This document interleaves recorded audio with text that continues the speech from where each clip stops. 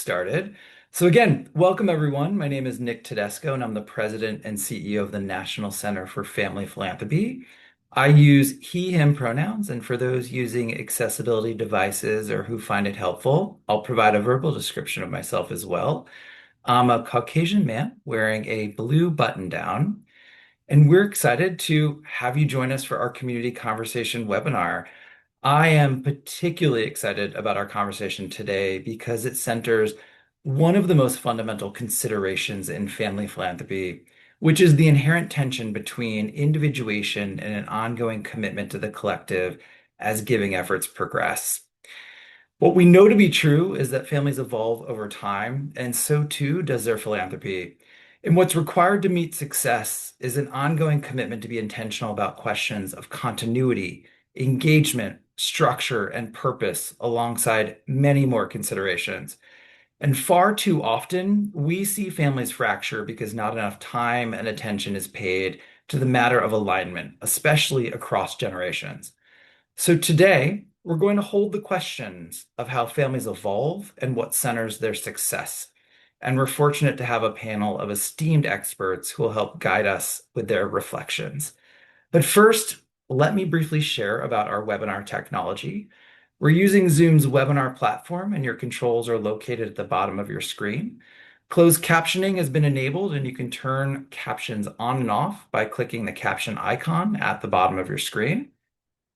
We also want this to be interactive, so please submit questions for the panelists as they come to you. To ask a question, please use the question box with the Q&A icon at the bottom of your screen. When sending in a question, if you wish to remain anonymous, please indicate that by checking the box to submit anonymously. As a reminder, the webinar is being recorded and a replay will be made available to all attendees, including the recording, transcript, and a list of all relevant resources. And if you experience any technical issues, please reconnect to the technology or email my colleague Britt for assistance. Her email can be found in the chat. Now, we'd love to get to know you all a little bit better and understand who's in the room. So we invite you to answer the poll that just launched on your screen. And as you're doing that, I am going to provide some additional context on our conversation today. So as I noted earlier, today's program will explore the transition points that families face in their philanthropic journeys, with our panelists sharing their achievements, their lessons, and their practical recommendations. And whether you're newer to philanthropy or seasoned, whether you're a family member or a staff member or just an observer, we hope you'll leave today's webinar with insights you can apply to your work. So what are we seeing? Our research and experience tells us that family philanthropy can be complex, especially when multiple generations are involved. Our trends report from 2025 noted some shifts among families that we feel are important to consider at the onset of the conversation. So I want to share with you 3 findings from the report. First, more than 1/3 of family philanthropies plan to increase the number of younger family members in decision-making roles in the coming years, which is going to give emerging leaders in family philanthropies more say in the operations and the governance of their giving efforts. Second, there are some widening generational divides. For the most part, our trends report says that families are not reporting significant division amongst generations. However, families do report experiencing some shifts in generational dynamics that affect how the philanthropy is perpetuated. For example, 35% of respondents report that younger generations have less time for their family's philanthropy. 1/4 report that the cohesiveness of the philanthropy has been eroded by younger generations moving away from the primary geographic location of the family philanthropy. And we're also seeing an increase in the number of philanthropies reporting generational conflicts over issues like wealth, social, political, religious views, and racial equity, to name a few. And lastly, we're seeing that individual family members are giving in ways that go beyond the collective giving effort of their family philanthropy. So in sum, we're seeing 3 significant shifts. We're seeing a new generation of leaders, who hold different opinions from their elders, and who demonstrate a lot of independence. So again, we're seeing new generation of leaders come in to decision-making roles who hold different opinions and who are approaching this work with much more independence. So what does this mean for family philanthropy, and what does it mean for your family philanthropy? These trends require some additional contextualization, and now I am excited to invite the author of the report on philanthropy and complex multigenerational families, Ashley Blanchard, who's also a trustee of the Hill-Snowdon Foundation, to provide additional framing before our panel discussion. So, Ashley, welcome and thank you for this seminal research and all of the work that you've done to advance the field. I'm excited for you to share a little bit about the findings from the report before we go into a conversation with Marie and Gilbert on what the report entails. So, Ashley, thank you for being here, and I will invite you to share your thoughts. Thank you so much, Nick. So I am delighted to be here, really appreciate it, and to set up the conversation with Gilbert and Marie. So as Nick mentioned, a few years ago, a colleague and I did some research in partnership with NCFP to look at the really kind of fundamental question that we were curious about is how families do this work together productively over time. And Jen, if you want to go to the next slide. So, philanthropy is incredibly broad. You can sort of do anything you want to do so long as you file a 990 and spend 5%. So, family philanthropy can take so many different forms. And one thing that we know is that it tends to look different over time. But there are myriad ways that families design this work to fit the various needs of the family in the world at those different, life stages of the philanthropy in the family. So we were curious to know how families did this together well over time. What were the lessons we could learn from families who were in their third, fourth, fifth, and beyond generations as the family expanded, as the philanthropy took different form. And so we did some research. We looked at 20 what we're calling complex family philanthropy systems, meaning that there were in at least the second generation, no living founders, often in, all had members of the third generation. Some had, sixth generation members. There were multiple philanthropic vehicles, and they had, large families. There were some other criteria as well. This is building on research conducted over 20 years ago, also in partnership with NCFP by the founder of the firm that I work for, called Generations of Giving. And both of these resources are available to you all on the NCFP site. So the goal here is to help people understand where they are in this sort of evolutionary arc so they can be intentional about the choices that they make at these different transition points. So one thing that we know is that all families become more complex over time. Maybe there are a few families that have actually gotten, smaller over time, but they are few and far between, or at least, maintained. Most families get bigger. They get more complex in that you have more people, more diversity of opinions, interests, geographies, wealth.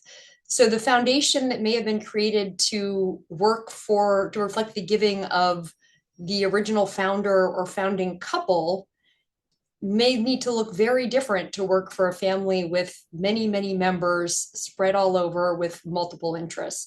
So how do you do that, right? That was really the question that we were interested in. Really quick, if you can go to the next slide.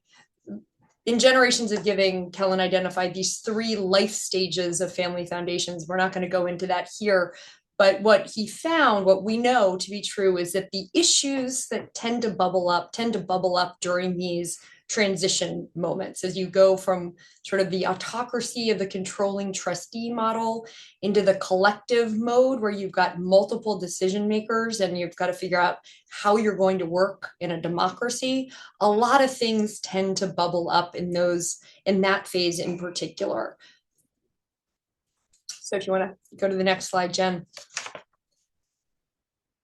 Common developmental dilemmas we'll talk about, and that was really what we looked at in our research. But to really simplify it here, the kind of core issues that are true of all family systems play out very much in family philanthropy because it is so unbounded. I work at a family business advising firm, and in family businesses, you see these same dilemmas, but because there is some additional constraint in terms of a shared understanding of what success looks like, we all are aligned on our goal for kind of profit or success in the company. You don't have those things in philanthropy. So there's opportunity for varying interests to really kind of play out here. So these issues of I versus we, right? To what degree do we make this about the individuals, or are we really trying to align on a common identity?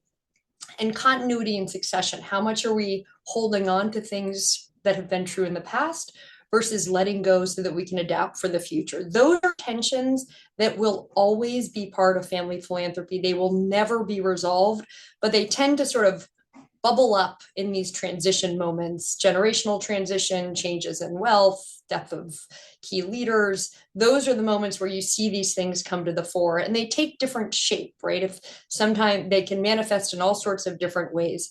Jen, if you want to go to the next little animation there. Sometimes they play out around different interpretations of donor intent and what it means and how much we care. How do we manage geographic dispersion? How do we involve the next gen? There's so many ways that these issues sort of take form, but I would posit that actually all of those issues are fundamentally about these two core tensions of family systems. And what we really looked at in our research was that I versus we tension.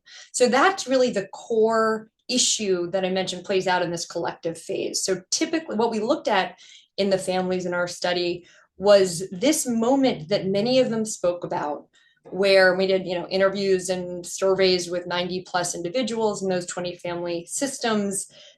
Most of them talked about some time, often triggered by the inclusion of the third generation or that cousin phase, the death of the founder, change in assets, where there was this moment where they said, we know the way we've been doing it, which is typically more individualistic, i.e., everybody doing their own thing through a collective pot, the way that our parents did it, the way that we got sort of invited into the system, may not work very well going forward. We don't know how that would scale, but we also can't quite imagine another way of doing it. So Jen, if you want to go forward. There was this trigger, some collection often of trigger events that led to this fundamental question of, do we want to be in the business of coexistence, i.e., where we have a process, and Jen, if you want to advance, some process of kind of peaceful coexistence where we figure out a way to fairly allocate the resources, allow everybody autonomy to do their own thing, avoid having to get in the uncomfortable business of approving or disapproving grants that other people care about, create space for people to do their own thing, and make sure that it's fair. However, we're going to dole out that influence needs to feel fair. And whether it's discretionary giving or people have sort of different program areas that reflect their different interests, different ways that families do that. But option A was maintain this path of individuality and create some system to continue to parse out that influence over time. Most of the families in our sample, because they had made it into the third generation and beyond, chose a path of collaboration. They hit that point and they said, we recognize that there will be limits to how much we can continue to divide this pie. And so instead, we are going to shift gears and choose to align around a common agenda.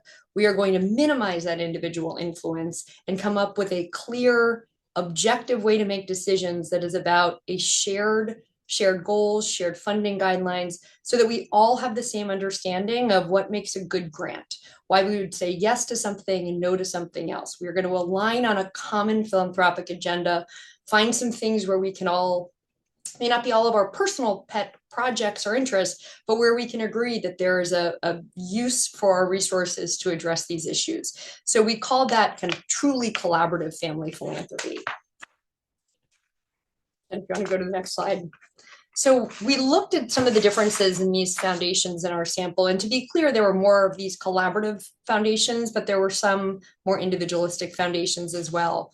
And what we found was that those collaborative foundations tended to fare better by kind of all metrics that we looked at than their individual counterparts. Now, to be clear, all family philanthropy participants, or the majority of the participants in our sample, had a positive experience participating in their family philanthropy. But those who were in more collaborative family foundations had more positive outcomes in terms of personal satisfaction, perceived impact, family governance, family harmony, all the sort of things we were looking at in this sample. We found that people talked about the way that working together in their family philanthropy created and strengthened relationships that actually paid out in other realms of the family, in the family office, and the family enterprise, that people work together better because of the connections that they formed in their family philanthropy.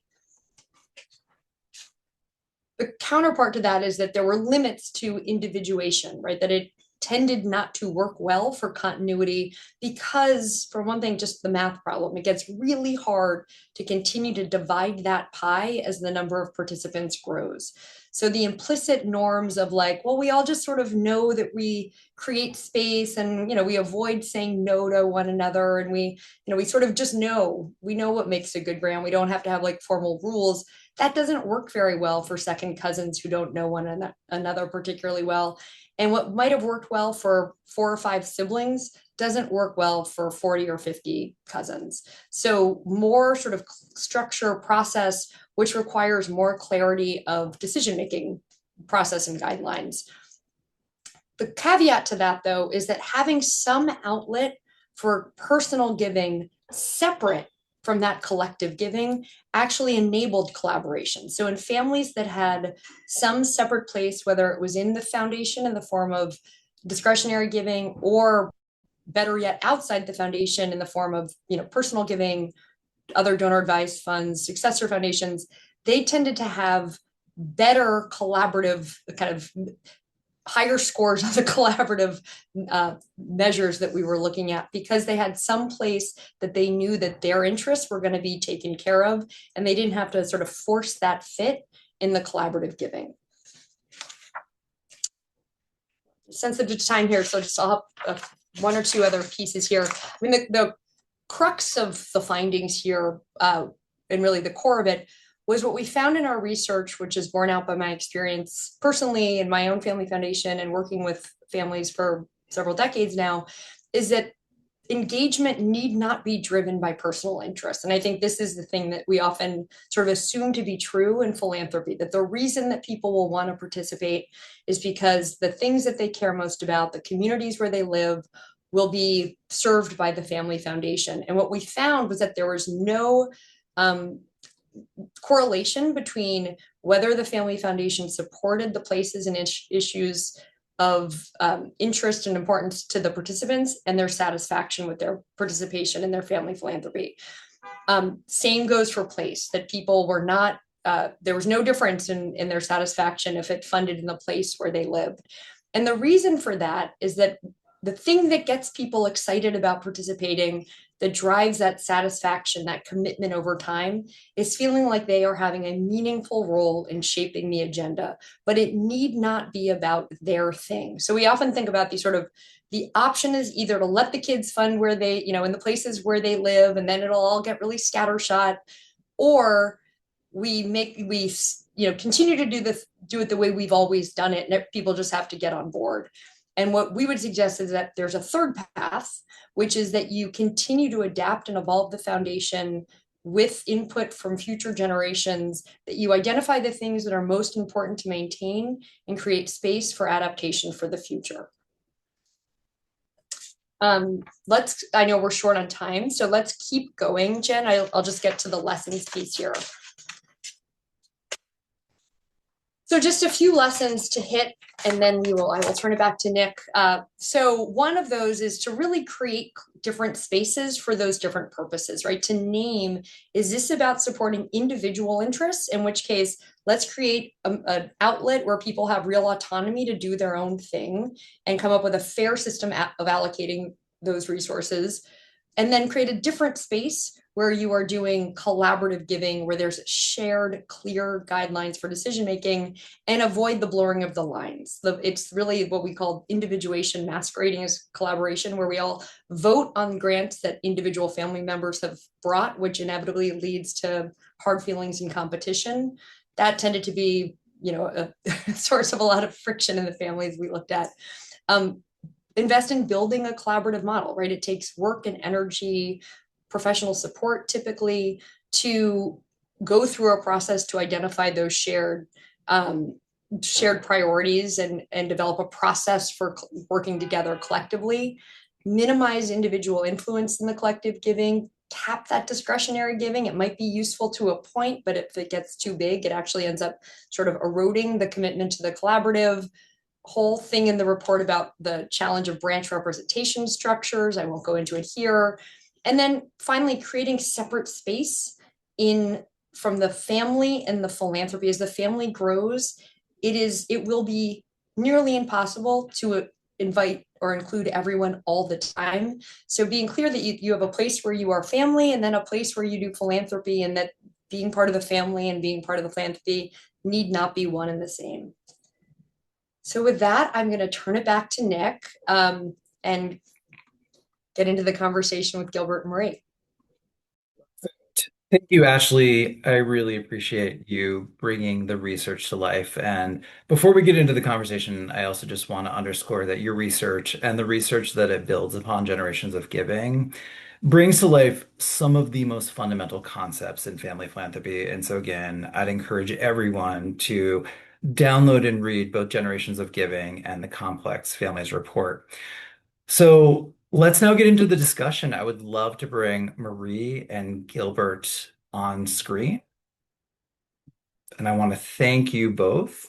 It's incredible to have you here with us and to have three trustees present, Ashley, Gilbert, and Marie, to talk about your experience as a family member in family philanthropy. So I'd love to start out with some introductions. I'd love for you just to share a little bit about yourself, a little bit about your family philanthropy, and perhaps a little bit about its evolution over time before we get into the concepts that Ashley brought forward. And Ashley, because we didn't go deeply into your background, why don't we start with you? Oh, I wasn't even prepared for that. Hi, Ashley Blanchard. I am a fourth generation trustee of the Hill-Snowdon Foundation, formerly served on the NCFP board with Gilbert and with Nick, and I am professionally an advisor to families on issues of continuity and succession at a firm called Nansberg Sick Advisor, where I run the family philanthropy practice. So I think about this stuff in a lot of different hats a lot of the time. Do you want to tell us a little bit about Hill-Snowdon? Sure. Started by my great grandfather. We fund primarily in the Southeast. We fund racial justice and economic justice issues. We are a board of family and community trustees. And yeah, that's Great. there. Perfect. Marie, it's so great to have you with us. Why don't you share a little bit about yourself and the foundation? Thank you. I'm glad to be here. I'm humbled to be with this group of presenters, but also in this large audience. My name is Marie Foster, and I am a co-president of the Zeist Foundation in Atlanta, Georgia. And the foundation was started by my parents, but was funded by my grandparents. So I'm technically second generation of operations, but we have brought in our third generation as well. We are family run, don't have any outside trustees. We focus predominantly in Georgia, but we have a little bit of grant making we do in North Carolina, South Carolina, and Virginia, because that's where family members are. We do a lot of place-based funding across the state, but also localized to Atlanta, focused on children and families that are underserved in the area. We do 2 grant cycles a year, about somewhere around 100 grants. Grants are given to grantees in our 2 cycles, sometimes more, sometimes less. We became funded sort of after my parents started. Initially, it was a pass-through foundation, and it became funded upon a change in our family structure. And as that happened, we shifted quite a bit to a different set of systems and procedures. But we are a combination of a family office and a family foundation. The family office does our back office services, and we have a staff of 4 for the foundation. Great. Gilbert, welcome. Share a little bit about yourself and the foundations, plural, that you represent. Sure. My name is Gilbert Miller, and I am the immediate past chair of the Bradley Turner Foundation, also a trustee of the Boloco Family Foundation. Bradley Turner Foundation is 83 years old this year, founded by my great-great-grandfather. I've got you beat by one, Ashley. I'm 5th gen, but we have 6th generation members on our board right now, as well as some 7th generation members who are still on all fours crawling around. So we can see the future already growing in front of us. We're a place-based funder, primarily in West Central Georgia, what we call the Chattahoochee Valley. That's Columbus, Georgia. We give to primarily the economic development of that community, things that benefit all citizens in an attempt to make Columbus a better place to live for everybody that's there. The Boloco Family Foundation was founded by my grandparents. It is a little different in its structure. While it does have some place-based parts, it has pillars of giving that were my grandparents' passion projects. I sit on that board as a life trustee, which I said yes to before I thought that through. We are both of those foundations are undergoing, I would say, a lot of evolution and change at the moment. And every day that we get a little bit better, I get more and more proud to be a part of them. Gilbert, not going to let you go back on mute without sharing one of the most interesting facts about yourself. So do you want to share that with the group? I not on that same family side. On my father's side, we have a family Christmas tree business, and 1 month out of the year, I take off my business casual and I put on Carhartts and gloves, and I get covered in Christmas tree sap and live the holiday life. The Hallmark movie. It is, yes. Thank you for joining us. Thank you all for joining us. I want to get into the content that Ashley brought forward, and I really want to start out with this question of the evolution of your family philanthropies and these core tensions. So, as Ashley mentioned in her presentation, there are 2 fundamental tensions that undergird family philanthropy, and tension isn't inherently a bad thing, but there are 2 fundamental tensions: continuity versus succession, and individuation versus the collective. And so I'd love for each of you to share a little bit about the evolution of your family philanthropy, referring back to the chart of the developmental stages. So where are you? Where did you evolve from? And how do these tensions present in your family philanthropy, or how have you navigated them? So I will start with Gilbert. Thinking on me first. Founded by my great-great-grandfather and great-grandfather, our foundations were sort of run by benevolent dictatorships for a period of time.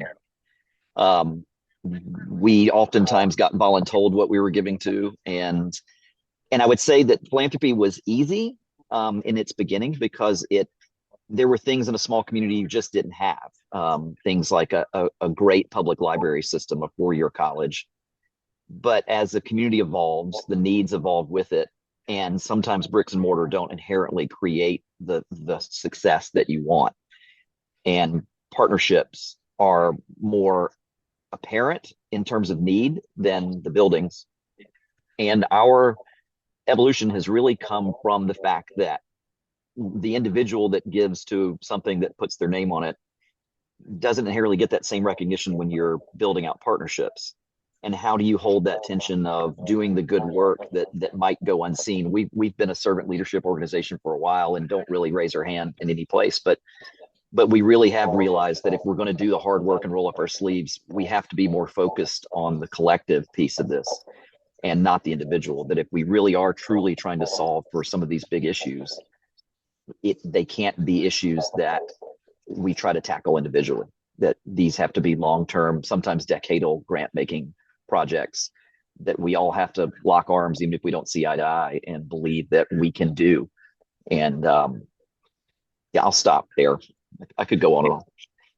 I want to stay with you for a moment. How did you get there? How did you manage to go from the I to the we? It's, I would say we were lucky in that um, we oftentimes sort of looked at what is it that we can do better, what can we do best. And my great uncle had a great saying where he said, it's always better to do something with somebody than for them or to them. And as we started taking that more seriously, we realized that if we were to be better, we had to be better together.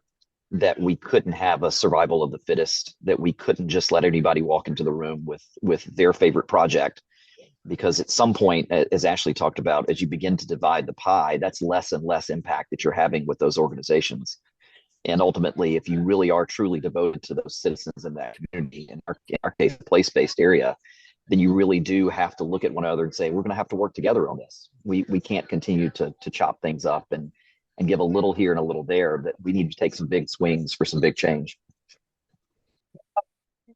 Want to underscore before we move on to Ashley Marie. One is intentionality, that you set the intention in the family philanthropy ecosystem that you were actively going to reflect upon what it means to be part of the family philanthropy, and that you were going to continue to orient yourself towards those questions as you continue to evolve. And so being very explicit about the growth and the evolution, and then centering culture is the second thing I'm hearing, the culture of collaboration and being very intentional and explicit about that as well.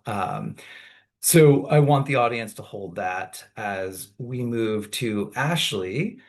Ashley, the story of Hill-Snowdon is a fascinating one. It's one that I invoke time and time again as I'm talking to families, because of the shift that you made in your strategy that actually directly addresses this question of individual interest versus a commitment to the collective. So I'd love for you to share the evolution of Hill-Snowdon and how you solved for this question of from the I to the we.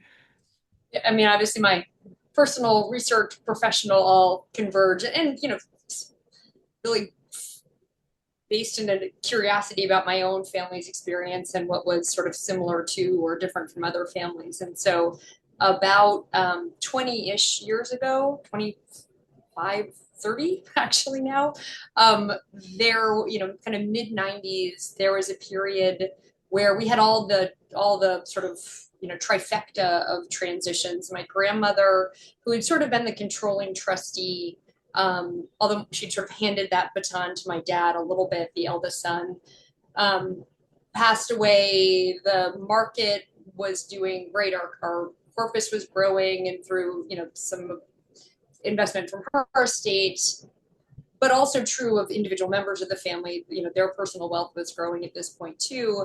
My generation, while young, we were sort of high school, college age. We were interested, I guess, or truly we were brought in at that point because it was a highly individualistic model. The foundation meeting was Christmas Eve, 5 minutes with like, are we just redoing what everybody wanted to do last year? And there, everybody had like a column of their grants, and we were, sort of brought in to witness this. And it struck us as the next generation as being like kind of crazy that this is how they were giving away an increasingly large amount of money.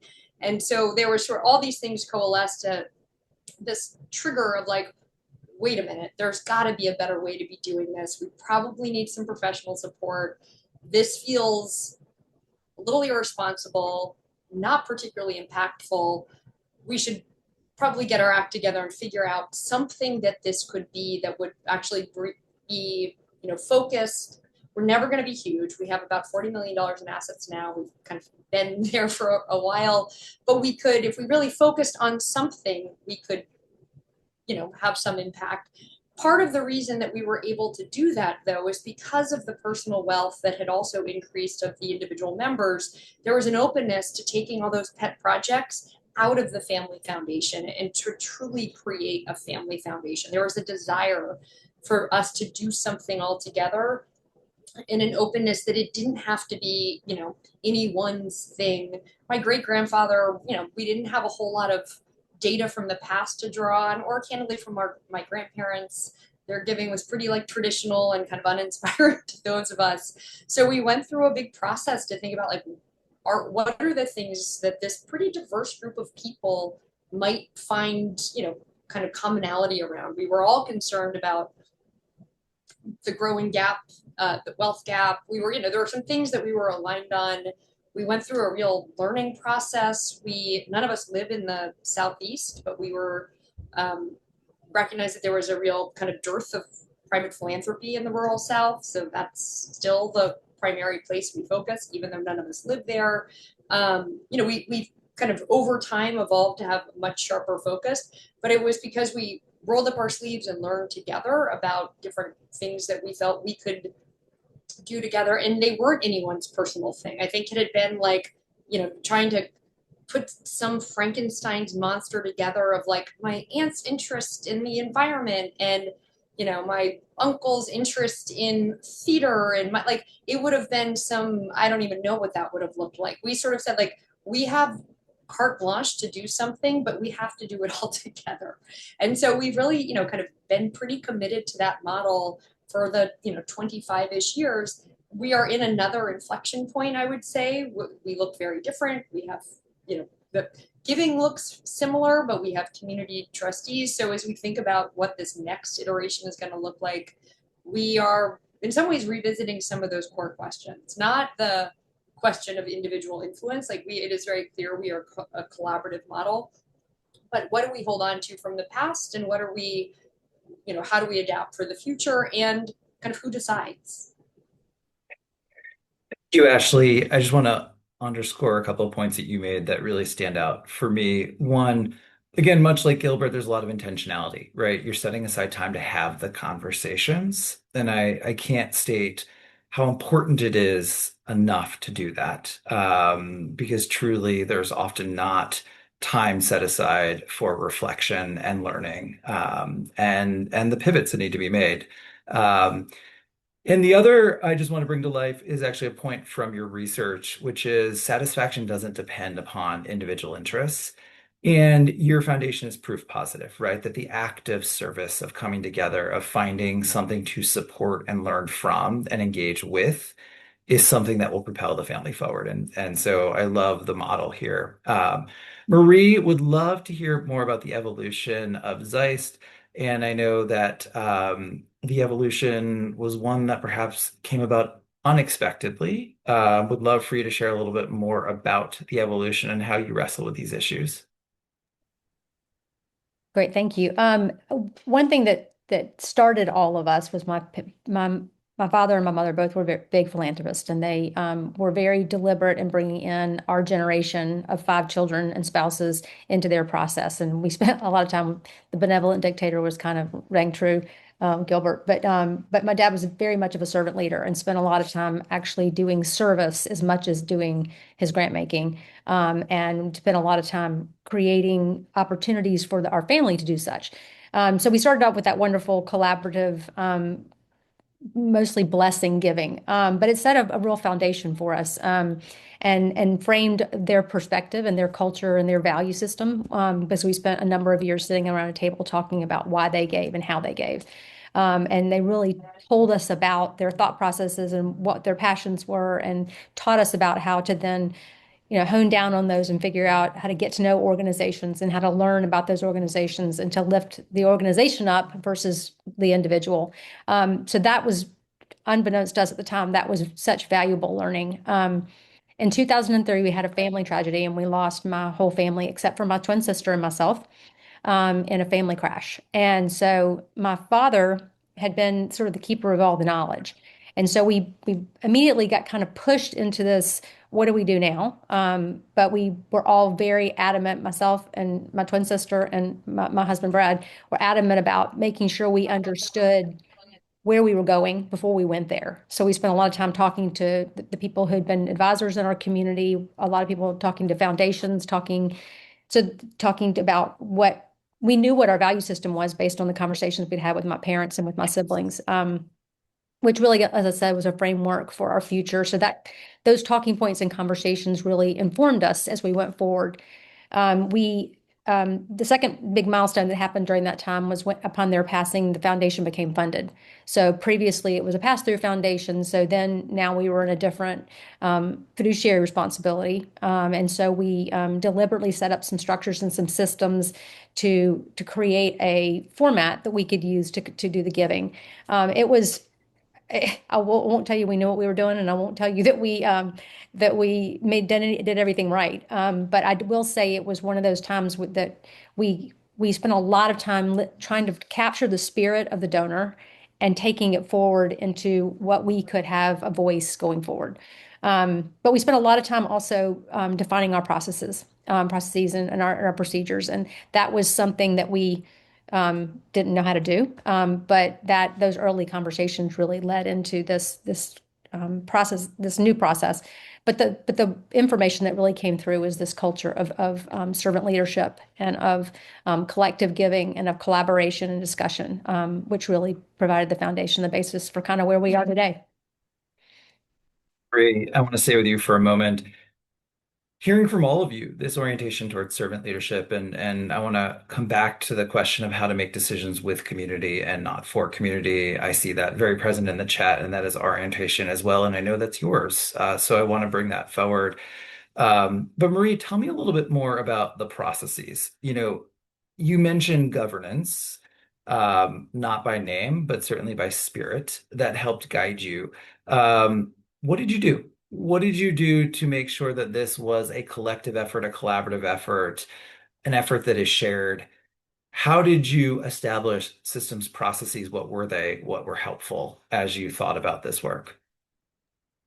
We had an executive director that my parents had hired. So we had some basic processes that we used a lot of support from the Community Foundation initially.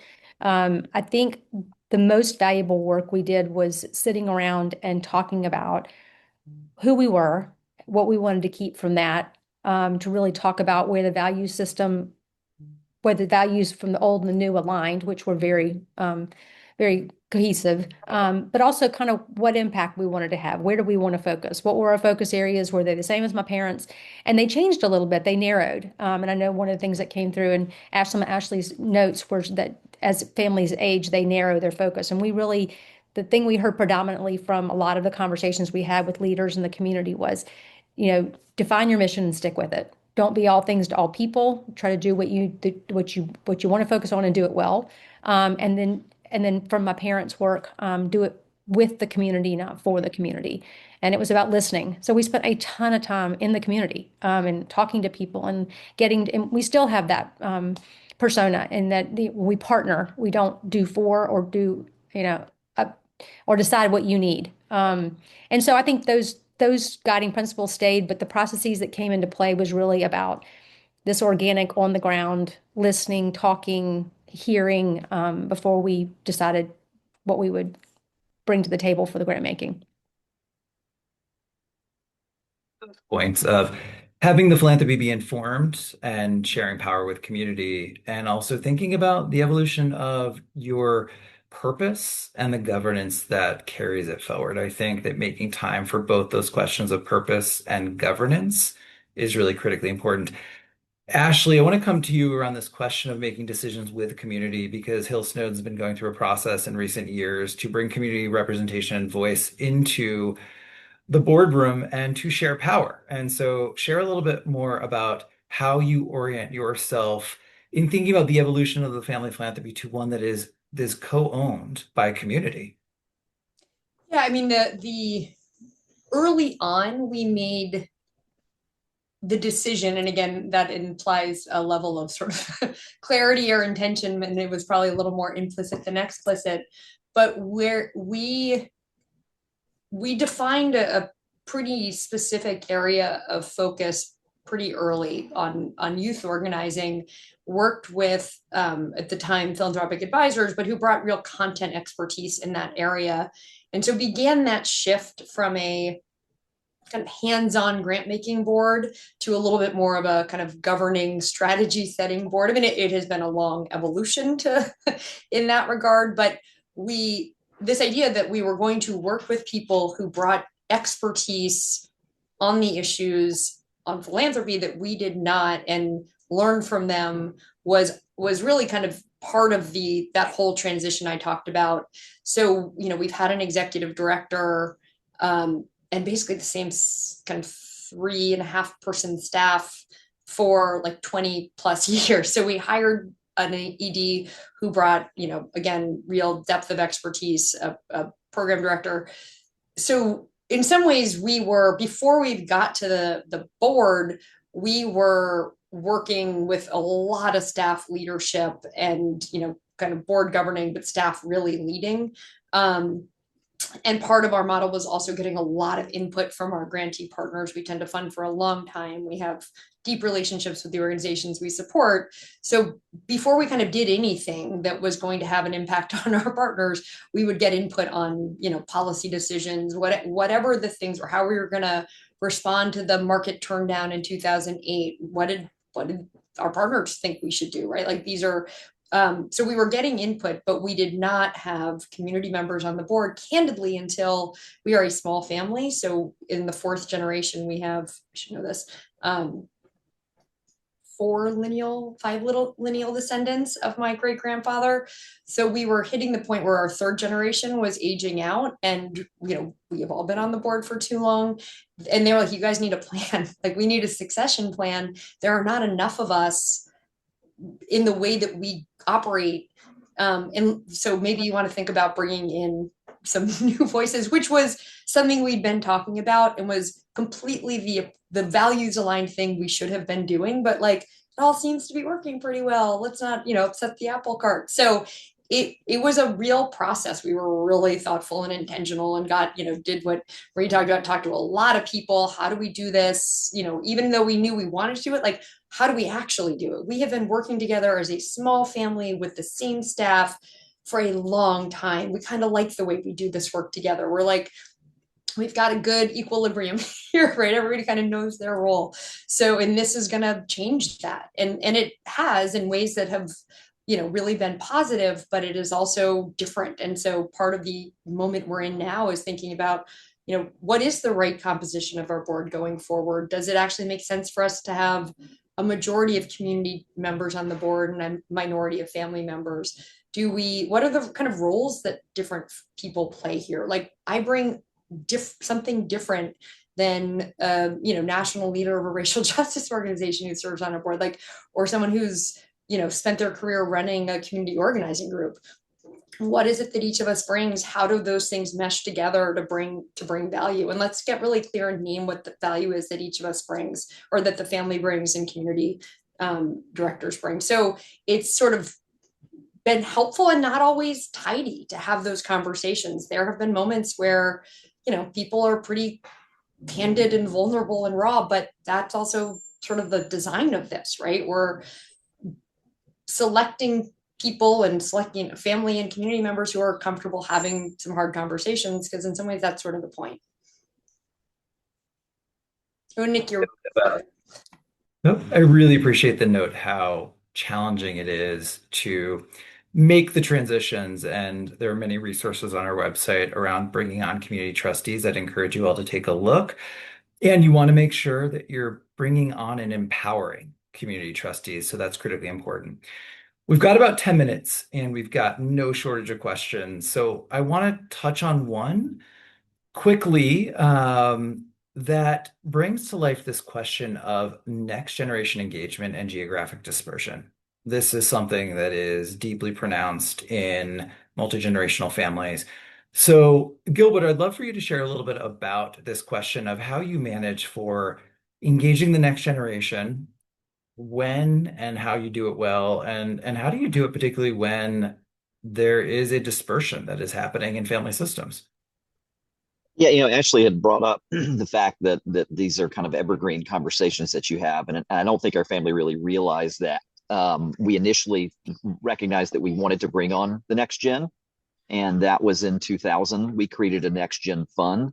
We were given a pot of money and basically no direction. And I would not say that that was the best strategy. But what it did is it made us all roll up our sleeves. Like suddenly there was a lot of work that had to do. It's like opening a Lego set without instructions and you had to figure out how to put it together. The board held oversight on that and was very, very kind and patient as we sort of walked our way through how we gave and how we learned how to give. They never told us we were wrong. They only really turned down one grant because they thought we could do it better than we had initially constructed it. But beyond that, the intentionality was really there that they wanted to develop a bench of people that could take over from my generation. And ultimately, I think they succeeded in that as we have gotten now to where most of our board is comprised of the fifth generation. We have some sixth generation members as well. And I think we're at another one of those inflection points. In 2019, we were starting to get a lot more requests from outside our giving region. And I did a bit of a kind of a quick and dirty demographic study. And I realized that well over half of our family no longer lived in our giving area.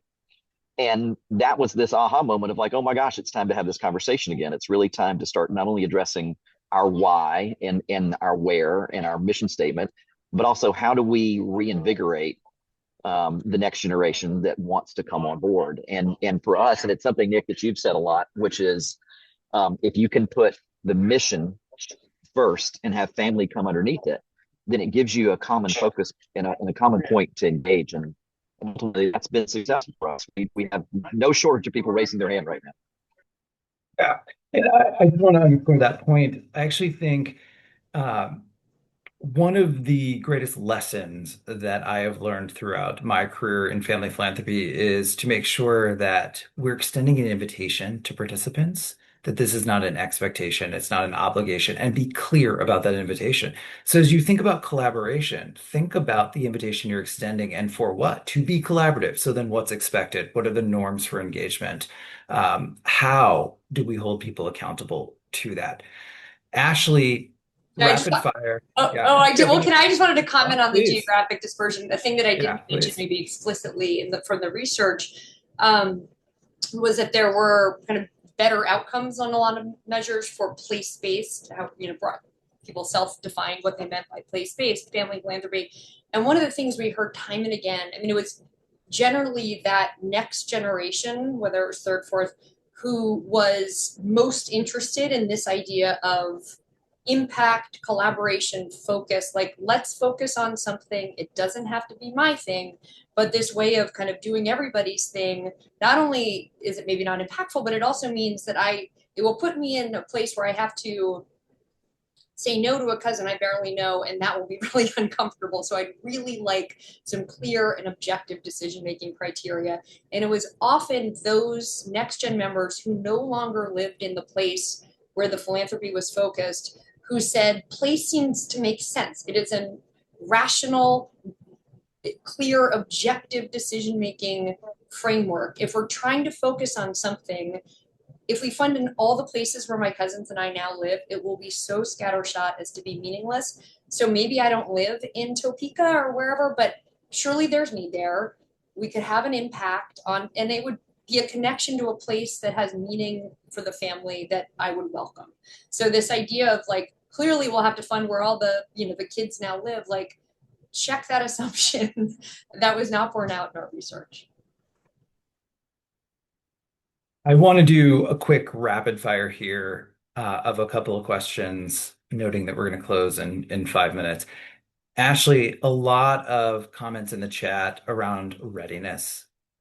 How do we think about readiness from the evolution of holding the construct of controlling trustee to a collaborative effort? What does that look like? Any thoughts on assessing readiness? I'm going to put in like a shameless little plug here for the companion guide, which is on the NCFP site, because actually a big piece of that is really about assessing readiness. And by that, there's like surveys and tools. Like, where are you now? Where are individuals who are part of the system in their readiness, right? There's like, what are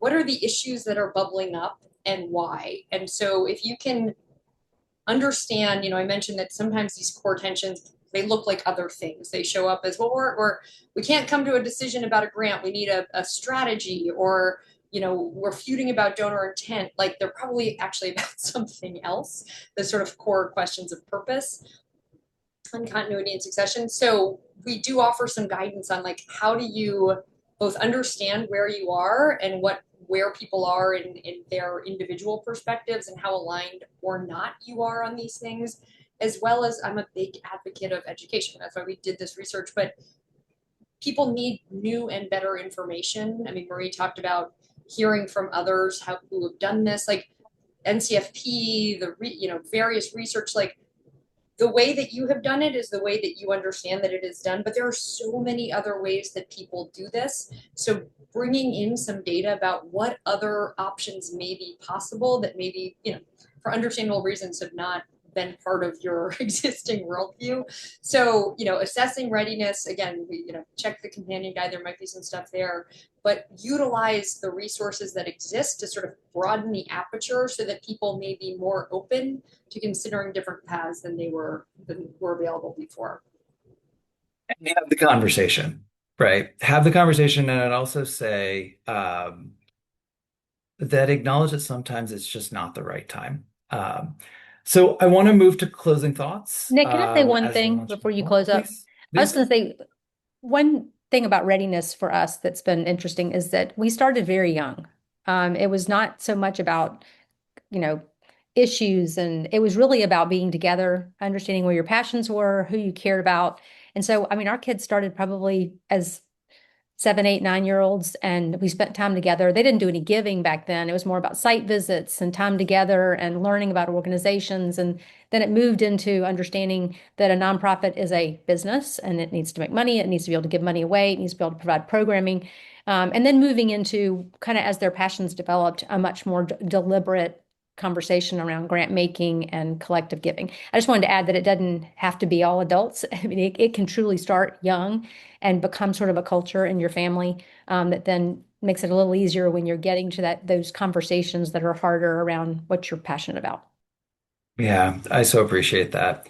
And I appreciate the three of you. I appreciate the research. I'd love to give each of you 15 seconds to give some advice as we close out.